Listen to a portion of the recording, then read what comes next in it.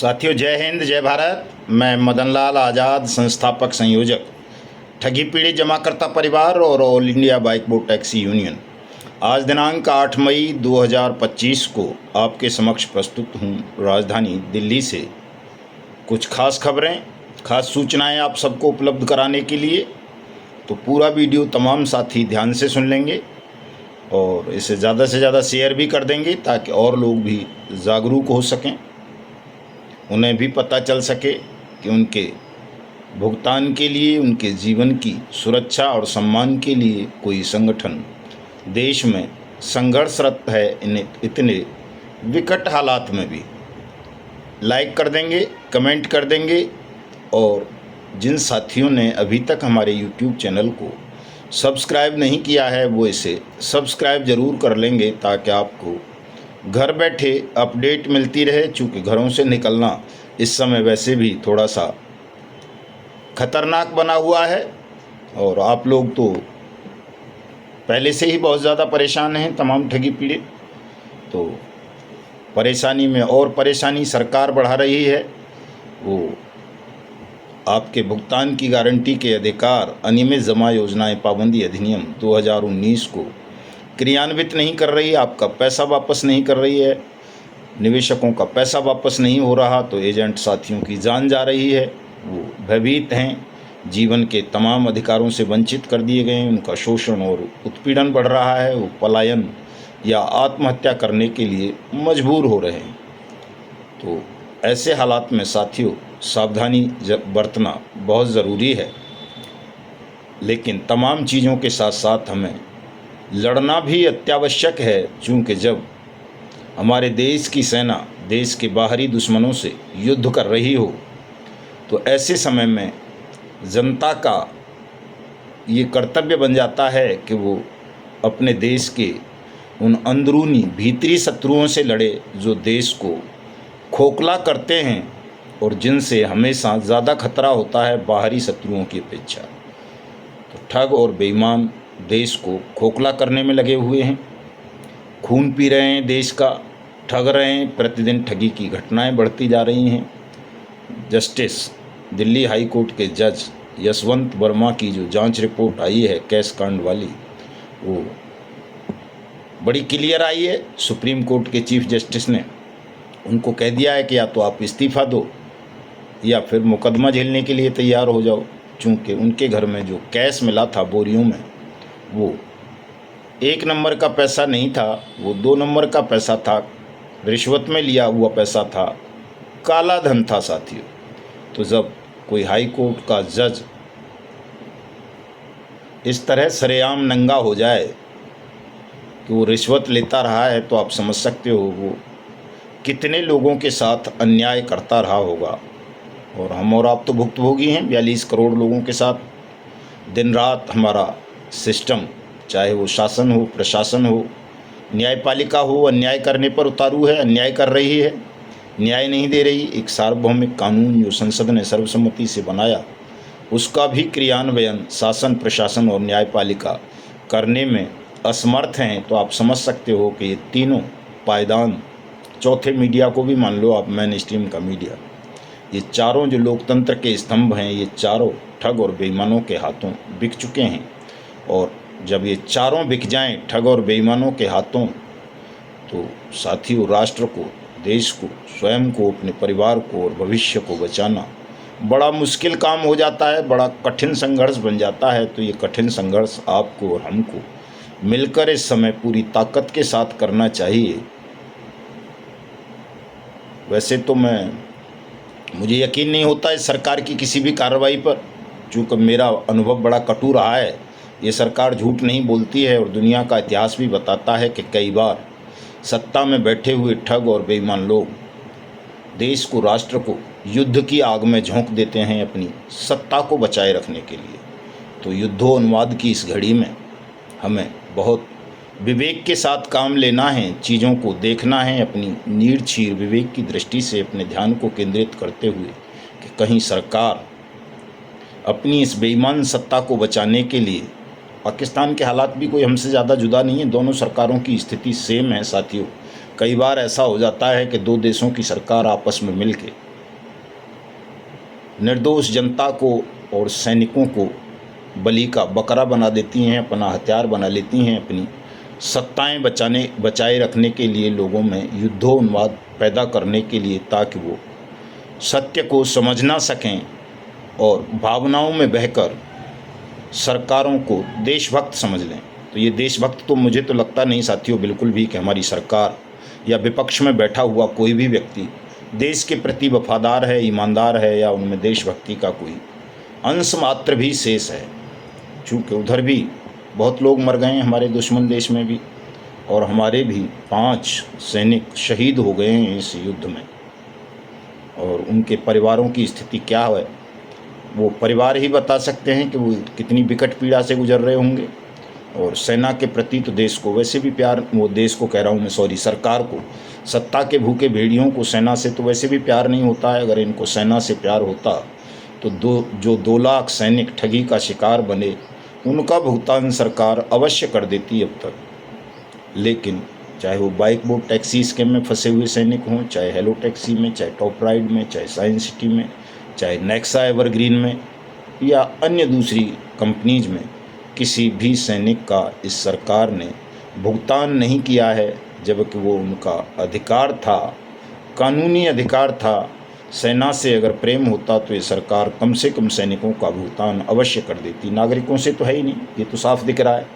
नागरिक 42 करोड़ से ज़्यादा नागरिक ठगी प्रकरणों का शिकार बन के अपने जीवन के जमा पूंजी को खो चुके हैं, अपनी जीवन के सुख आनंद, परिवार, गांव, घर द्वार से पलायन कर चुके हैं, लाखों तो मौत को गले लगा चुके हैं। और उसके बाद भी सरकार कभी संवेदनशील नहीं हुई। हमारे इतने लंबे आंदोलन के बाद भी सरकार ने कभी एक ट्वीट तक नहीं किया कि वो अनियमित जमा योजनाएं पाबंदी स्कीम अधिनियम 2019 का उल्लंघन करने वाले राज्यों या प्रशासन के अधिकारियों के खिलाफ कोई एक्शन लेगी। इस वजह से सब बेखौफ होकर इस कानून की अवमानना कर रहे हैं, उल्लंघन कर रहे हैं। कहीं से कोई भी न्याय की पुकार को सुन नहीं रहा। तो साथियों, ऐसे विकट हालात में आप सबको जागरूक होने की बहुत आवश्यकता है। भावनाओं के सैलाब में नहीं बहना है। कई बार मीडिया के साथ मिलकर सरकार भावनाओं का नकली ज्वार भाटा पैदा कर देती है और अच्छे अच्छे बुद्धिमान सत्याग्रही भी उन भावनाओं में बह जाते हैं और सत्य को समझ नहीं पाते। तो सत्य को समझने का प्रयास करें, और यदि ऐसा लगे कि वाकई जो हिंदुस्तान पाकिस्तान का ये मीडियाई युद्ध है ये सत्य है, तो फिर हम सबको मिलकर के, चूँकि हम कोई सैनिक नहीं है कि सीमा पार जाकर के युद्ध लड़ेंगे, टैंक चलाएंगे या तोप के गोले फेंकेंगे, लेकिन हम नागरिक तो हैं ही। तो जब देशभक्त नागरिक हैं तो कम से कम हम देश को खोखला करने वाले ठग, बेईमान, रिश्वतखोर, भ्रष्ट लोगों से, चाहे वो शासन में बैठे हों, प्रशासन में हों, न्यायपालिका में हों, या समाज में, या मीडिया में, उनसे अवश्य लड़ें। इस मौके पर यही हमारा राष्ट्र धर्म कहता है साथियों। बाकी तो दुश्मन देश तो पिद्दी सा है पाकिस्तान, उसको तो हमारी सेना अगर खुली छूट दे दी जाए तो मैं समझता हूँ 2 दिन 24 घंटे के अंदर हम उसे हिंदुस्तान में मिला लेंगे, अखंड भारत बना लेंगे, उसमें कोई संदेह ही नहीं है। बांग्लादेश को भी वैसे भी हमारी तो जन्म जन्मों की इच्छा है कि भारत अखंड बने, तो बनाना चाहिए उसको। मैंने न्यायमूर्ति जस्टिस वर्मा के विषय में बताया साथियों आपको कि किस तरह से न्याय की कुर्सी पर बैठे हुए लोग भी न्याय को बेचने का काम कर रहे हैं, और इसीलिए आपको न्याय नहीं मिल पा रहा। ये जस्टिस वर्मा तो एक उदाहरण मात्र हैं, बाकी तो आप कहीं भी जाके देख लो, सुप्रीम कोर्ट के आदेश विफल हैं ठगी पीड़ितों के मामले में, चाहे वो सहारा प्रकरण हो, चाहे वो आपका PACL पल्स वाला प्रकरण हो, या फिर साईं प्रसाद वाला प्रकरण हो, या फिर रोज वैली वाला, या फिर पिनकोन वाला, या आदर्श वाला। किसी भी मामले को आप उठा करके देख लीजिए, टोगो रिटेल मार्केटिंग से लेकर GCA तक का, या बाइक बोट हेलो टैक्सी तक का, या साइंस सिटी का, या फ्यूचर मेकर का, या नवजीवन संजीवनी का या समृद्धा जीवन का, किसी का भी देख लें आप, सब में आपको न्यायिक विफलता देखने को मिलेगी कि हमारे साथ न्याय नहीं हो रहा। और उसका कारण साथियों केवल इतना सा है कि हम एकजुट नहीं हैं, एकजुट होकर इस लड़ाई को लड़ नहीं पा रहे। हमें सरकार भी बहका लेती है, अधिकारी भी बहका लेते हैं, ठग भी और दलाल भी। अभी आप देखोगे तो सागा ग्रुप वाले साथी और ये सहारा समूह वाले और साईं प्रसाद वाले, कल मुझे पता चला कि उनको तीनों को ये उम्मीद है कि कभी इनकी ब्रांच ऑफिस खुल जाएंगे और वहाँ से इन्हें भुगतान हो जाएगा। साईं प्रसाद वाले मामले में तो कल ही मुझे पता चला कि सुप्रीम कोर्ट को अश्योर किया है उसने कि साहब मैं ब्रांचों को खोलूँगा और भुगतान कर दूंगा, लेकिन 2026 में। भोग परेकर कौन है? वो जिसको दुनिया की सबसे बड़ी सज़ा मिली थी। तो घोर आश्चर्य की बात है, मेरे लिए तो ये अचंभित कर देने वाली खबर है कि सुप्रीम कोर्ट भी ऐसी मूर्खता कर सकता है, किसी ठग को इस तरह का छूट प्रदान कर सकता है कि 2026 में भुगतान कर दे ब्रांच खोल के, और खुला घूमता रहे, लोगों को लूटता रहे, लोगों की भावनाओं पर जले पर नमक छिड़कता रहे। तो साथियों बड़े विकट हालात हैं इस वक्त, ख़ास तौर से हमारे ठगी पीड़ित साथियों के। हमें मिलकर के लड़ना होगा। कल हमारी केंद्रीय कोर कमेटी की बैठक थी इसी मामले में। हमारा जो केंद्रीय कार्यालय है सत्याग्रह भवन, काफ़ी साथी आए हुए थे, काफ़ी लंबी चर्चा हुई। 12 बजे से लेकर के शाम 6 बजे तक लंबी गहन विचार विमर्श हुआ और तय ये किया गया कि हम कम से कम 1 महीने तैयारी करेंगे और तमाम निवेशकों तक, एजेंट साथियों तक पहुंचेंगे। और उसके बाद 15 जून के बाद एक बड़ा कार्यक्रम भगवान योगेश्वर श्री कृष्ण की नगरी मथुरा में एक फरे नाम की जगह है जहां KBCL कल्पतरू का हेडक्वार्टर था, वहां पर एक बड़ा पड़ाव डालेंगे, प्रदर्शन करेंगे। और जो अधिकारी ये कहते हैं मथुरा के या आगरा के कि हमें प्रॉपर्टी बताइए कंपनी या क्रेडिट कोऑपरेटिव सोसाइटी की, अगर प्रॉपर्टी बता दोगे तो हम उसे सीज कर देंगे, नीलाम कर देंगे और आपका पैसा बट्स एक्ट 2019 के तहत वापस कर देंगे। तो साथियों वहाँ न केवल KBCL कल्पतरू की बल्कि कल्पबट की, साईं प्रसाद की, PACL पल्स की, पिनकॉन की और भी कई कंपनियों की बहुत सारी प्रॉपर्टीज़ वहाँ पर हैं, जिन्हें हम प्रशासन को चिन्हित कराएंगे अपने प्रदर्शन के माध्यम से, उनको सीज करवाएंगे। अगर वो पहले से ऑलरेडी सीज कर रखी ED या CBI वगैरह ने, तो कलेक्टर से और कमिश्नर से कहेंगे कि वो ED और CBI वगैरह को लेटर लिख के इन प्रॉपर्टीज़ को अपने हैंड ओवर करें और इनको बट्स एक्ट 2019 की धाराओं के अंतर्गत बेचकर सरकारी नीलामी द्वारा या प्राइवेट नीलामी द्वारा, दोनों व्यवस्थाएं हैं बट्स एक्ट में, निवेशकों का भुगतान करें जिन्होंने भी अब तक आपके यहाँ आवेदन कर दिए हैं। तो इस पर चर्चा हुई साथियों, और साथ में चर्चा हुई थी कि संगठन को कैसे राष्ट्रव्यापी रूप दिया जाए, उसका विस्तारीकरण कैसे किया जाए। तो उसके लिए हमको सबको, हम जितने भी साथी अभी हैं, घर घर जाना है, तमाम निवेशकों तक पहुंचना है। अगर किसी साथी को भय लगता है कि मैं अपने निवेशकों के पास नहीं जा सकता, तो वो किसी दूसरे साथी को बोलेगा कि वो उसके निवेशकों तक जाए और वो उसके निवेशकों तक जाए। इस तरह से क्रॉस चेकिंग करके निवेशकों की एक सूची तैयार की जाएगी, उनको बट्स एक्ट 2019 के विषय में बताया जाएगा और उनको इस आंदोलन से जोड़ने के लिए तैयार किया जाएगा, ताकि जल्दी से जल्दी देश के 42 करोड़ से ज़्यादा ठगी पीड़ितों का भुगतान हो और एजेंट्स के ऊपर जो गर्दन पर तलवार लटक गई है वो तलवार हटे और वो भी सुखपूर्वक अपना जीवन जी सकें। इसी संदर्भ में साथियों हमारे राष्ट्रीय महामंत्री संगठन के आदरणीय अशोक मुदगल साहब ने कुछ सुझाव भेजे हैं, मैं उनको बता देता हूं। जो हमारे संगठन के 1 वर्ष से ज़्यादा पुराने पदाधिकारी हो गए, साथी हो गए हैं, वो अपने नियुक्ति पत्रों को रिन्यूअल कराएंगे। चूँकि 1 वर्ष के लिए ही हम नियुक्ति पत्र या आई कार्ड किसी को भी जारी करते हैं और 15 मई तक जो भी अब तक बने हैं पुराने, 1 साल होने जा रहा है, वो सब पद समाप्त कर दिए जाएंगे, नए सिरे से साथियों को पदों पर नियुक्त किया जाएगा। तो अपना तमाम साथी रिन्यूअल अवश्य करा लें, आवश्यक वैधानिक शुल्क दे करके। और हमारे प्रत्येक जिलाध्यक्ष को अपने अपने ज़िलों की लिस्ट बनानी है कि उनके ज़िले में कौन कौन सी कंपनी, क्रेडिट कोऑपरेटिव सोसाइटी, निधि फर्म वगैरह ने पोंजी स्कीम्स चलाकर लोगों को ठगा है। उनकी सूची में कंपनी या क्रेडिट कोऑपरेटिव सोसाइटी का नाम, उसका एड्रेस, केंद्रीय कार्यालय का भी, उसके रजिस्टर्ड ऑफिस का भी और ब्रांच ऑफिस का भी, और निवेशकों की सूची भी बनाएं कि किस किस साथी ने किस किस कंपनी या क्रेडिट कोऑपरेटिव सोसाइटी में निवेश किया था। साथियों, ये काम बहुत जल्दी से कर लेना है तमाम साथियों को।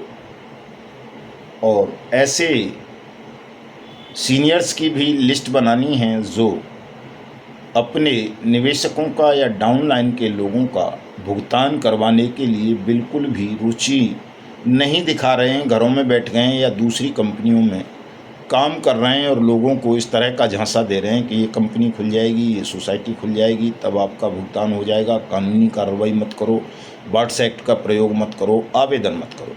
तो ऐसे लोगों की भी लिस्ट तैयार करनी है ताकि उनको भी चिन्हित किया जा सके कि इस भुगतान की लड़ाई में कौन कौन लोग हैं जो न केवल निवेशकों के साथ गद्दारी कर रहे हैं बल्कि अपने डाउनलाइन के एजेंट साथियों के साथ भी पूरी तरह गद्दारी पर उतरे हुए हैं साथी।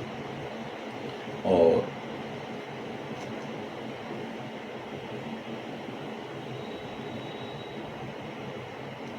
इसके अलावा साथियों,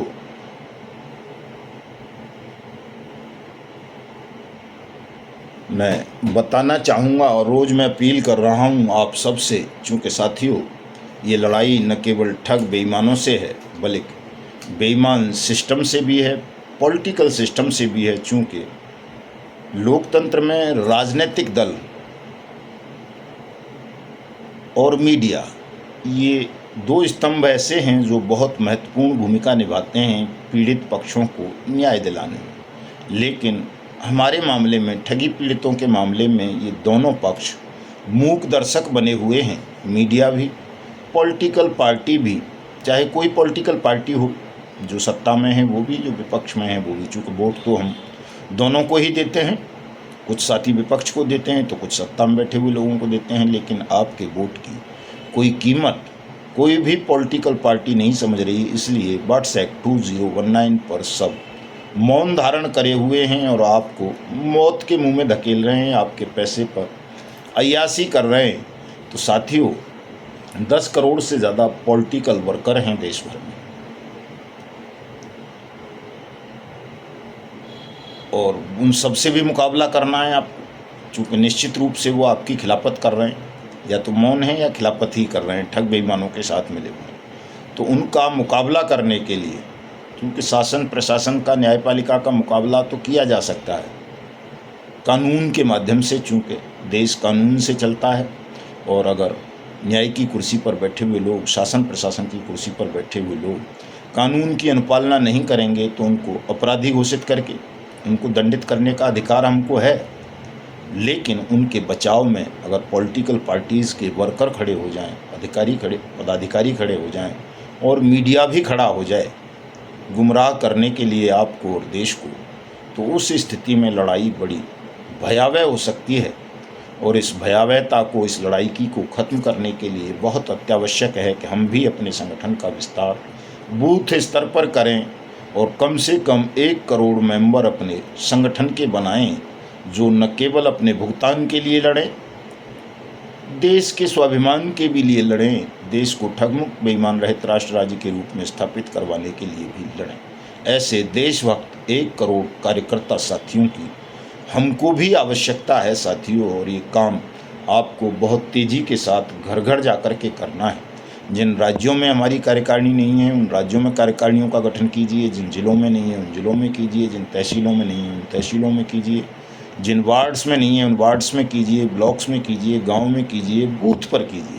लेकिन संगठन की कार्यकारिणी अवश्य तय कीजिए ताकि हमारा राष्ट्रव्यापी स्वरूप इस बेईमान सिस्टम और ठग साम्राज्य को दिखाई पड़े और इन्हें लग जाए अब कि अगर आपका भुगतान नहीं हुआ तो आप इन सब को मिट्टी में मिला देंगे, इनका अंत कर देंगे। तो संगठन का विस्तारीकरण करें, सदस्यता शुल्क लेकर के मेंबर बनाएं साथियों को। और कई साथी बेवजह ही घबराते हैं कि सब निवेशक सुनते नहीं हैं। मैं बताता हूं आपको, एक हमारे कलुआ भाई हैं, बिजनौर से निवेशक हैं PACL पल्स के, हर कार्यक्रम में आते हैं, आर्थिक सहयोग भी करते हैं। उन्होंने कल भी 500 रुपये की आर्थिक सहयोग राशि हमको भेजी है इस आंदोलन को सफलता तक पहुंचाने के लिए, हिंदुस्तान को ठगमुक्त बेईमान रहित राष्ट्र राज्य के रूप में स्थापित करने के लिए। तो ऐसे साथी को कोटि कोटि वंदन, अभिनंदन, नमन। मैं देश के तमाम निवेशक साथियों से अनुरोध करना चाहूँगा कि साथियों, धन त्याग भी अवश्य करें, संगठन से जुड़ें, मेंबरशिप लें और धन भी त्यागें, क्योंकि ये लड़ाई अलग अलग लड़ोगे। अगर आप इसमें सहयोग नहीं करोगे तन मन धन से, तो ये सरकार कभी आपका भुगतान नहीं करेगी। इससे भुगतान करवाना है तो आपको संगठन को सहयोग करना पड़ेगा और लड़ना पड़ेगा सरकार के खिलाफ, क्योंकि अब हम किसी जल्दी में नहीं हैं। जब तक ऐसे हालात नहीं बन जाते सामान्य कि एक बड़ा आंदोलन हम खड़ा कर सकें इस सरकार के सिस्टम के विरुद्ध, तब तक जिलों में ही जा करके हमें काम करना है। भुगतान पटलों की स्थापना करवानी है इस एक्ट के अंतर्गत जहाँ नहीं है, और कहीं भुगतान पटल स्थापित हैं तो वहाँ भुगतान की प्रक्रिया आरंभ करवानी है उन जिलों में जाकर के, ख़ास तौर से जहाँ प्रॉपर्टीज़ हैं कंपनीज की। तो मैं बता रहा था, कलुआ भाई ने 500 रुपये की सहयोग राशि भेजी है। इसी तरह से हमारे चित्तौड़ से हमारे जिला अध्यक्ष दिलीप सुराणा साहब ने 1000 रुपये भेजे हैं, जो इकबाल साहब और शांता सोनी जी की तरफ से सहयोग राशि के रूप में प्राप्त हुए हैं। एक 500 रुपये गोपाल प्रोविज़न स्टोर के नाम से भी आए हैं। और पुरंदन साहू साहब हैं हमारे छत्तीसगढ़ के नेता, उन्होंने 201 रुपये की सहयोग राशि भेजी है। और संतोष तिवारी साहब हैं बिहार से, उन्होंने 100 रुपये की सहयोग राशि भेजी है। चूँकि कल मैं वीडियो नहीं बना पाया था, केंद्रीय कार्यकारिणी की मीटिंग होने के कारण मुझे अलीगढ़ जाना पड़ा था, वहीं पर बैठक हुई थी। चूँकि दिल्ली में हमारे पास इतना बड़ा स्थान नहीं है कि हम वहाँ इतने लोगों को एक साथ बिठा सकें, बड़ा महंगा भी पड़ जाता है, तो वहीं पर रखी थी, तो वीडियो नहीं बना पाया था। कल वाले साथियों के नाम भी इसमें सम्मिलित हैं, सहयोगियों के। मैं आप सबसे भी अपील करूंगा कि तमाम साथी इसमें तन से, मन से, धन से सहयोग अवश्य करें साथियों। चूँकि 1 करोड़ मेंबर जब आप बनाओगे तो 1 लाख लोग ज़मीन पर उतार पाओगे, और 1 लाख लोगों को ज़मीन पर उतारने के लिए हमारे पास धनराशि भी करोड़ों में ही होनी चाहिए। तो सबकी आवश्यकता है, भले ही कोई 1 रुपये दे या जैसी जिसकी क्षमता हो, 1000, 500, 1500, 2000, 5000, 10,000, 20,000, जो भी जिसकी क्षमता है उस हिसाब से आप आर्थिक सहयोग भी अवश्य करें साथियों। उसके लिए मेरा नंबर नोट कर लें, 9560479048। इस नंबर पर आप गूगल पे, पेटीएम या UPI वगैरह के माध्यम से अपनी सहयोग राशि मुझे भेजकर मेरे दूसरे नंबर 7827581213 पर उसका स्क्रीनशॉट व्हाट्सएप अवश्य कर दें, ताकि मैं आपका नाम और नंबर सेव करके आपको धन्यवाद ज्ञापित कर सकूं साथियों। और इस काम में जुट जाइए आज से, और अभी से रात को 8 बजे हमारा जो व्हाट्सएप ग्रुप है जिला अध्यक्षों का, प्रदेश अध्यक्षों का, राष्ट्रीय पदाधिकारियों का, उसमें 3 दिन से लगातार चर्चा चल रही है कि हमें कैसे इस लड़ाई को अब आगे बढ़ाना है, कैसे साथियों का भुगतान कराना है, कैसे सबको सुरक्षा सम्मान दिलाना है। तो 3 दिन से जो चर्चा चल रही थी, आज रात 8 बजे उस चर्चा को कंक्लूड किया जाएगा, उसके निष्कर्ष पे पहुंचा जाएगा। 2 घंटे रिप्लाई करेंगे तमाम लोगों को, सबके विचार जानेंगे, पढ़ेंगे और अपना मंतव्य भी प्रस्तुत करेंगे। तो आप जुड़ना तमाम साथी, चर्चा में शामिल होना। आज फेसबुक पर लाइव नहीं रहेंगे, कल होंगे। तो मिलता हूँ रात को 8 बजे व्हाट्सएप ग्रुप में। जय हिंद, जय भारत साथी।